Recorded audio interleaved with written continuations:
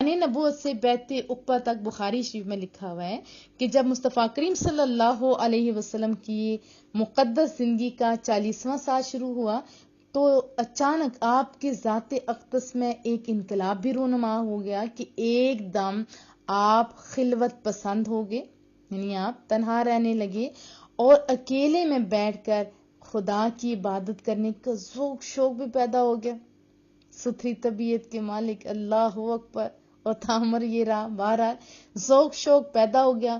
آپ اکثر اوقات غور و فکر میں پائے جاتے تھے اور زیادہ وقت اللہ کی جو نشانیاں ہیں نا، مناظر قدرت کے مشاہدہ میں اور کائنات فطرت کے مطالعہ میں صرف ہوتا تھا۔ آپ بھی کبھی غور کریں، بڑا مزہ آئے گا۔ آسمان کو دیکھیں تو اللہ سے پیار آتا ہے، کھانے پینے ہر چیز پہ غور کیا کریں، آپ کو بھی پیار آ جائے گا اور سنت بھی پوری ہو جائے گی۔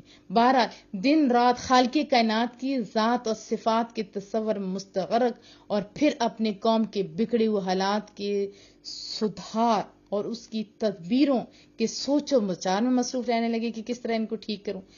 اور ان دنوں میں ایک نئی بات یہ بھی ہو گئی کہ محبوب صلی اللہ علیہ وسلم کو سونے سونے سے اچھے اچھے سے خواب بھی نظر آنے لگے اور آپ کا ہر خواب اتنا سچا ہوتا تھا کہ خواب میں جو کچھ دیکھتے اس کی تعبیر صبح ہی وہ پا لیتے تھے، یعنی روزے روشن کی طرح ان کی ظاہر ہو جایا کرتی تھی۔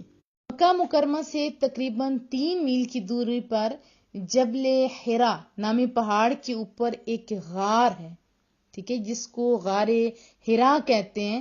آپ صلی اللہ علیہ وسلم اکثر کئی دنوں کا کھانا پینا ساتھ لیتے، اس غار کے پرسکون ماحول کے اندر رب ذوالجلال کی تنہائیوں میں عبادت میں مصروف ہو جایا کرتے تھے، عبادت کرتے تھے۔ اور جب کھانا ختم ہو جاتا، پانی ختم ہو جاتا تو کبھی خود گھر پر آ کر لے جاتے اور کبھی حضرت بی بی خدیجہ نصیبوں والی جو تھیں وہ کھانا پانی غار میں پہنچا دیا کرتی تھیں۔ آج بھی یہ نورانی غار اپنی اصلی حالت میں موجود ہے اور وہاں جا کے یاد آتا ہے یہاں پہ میرے محبوب بیٹھا کرتے تھے۔ اللہ اکبر۔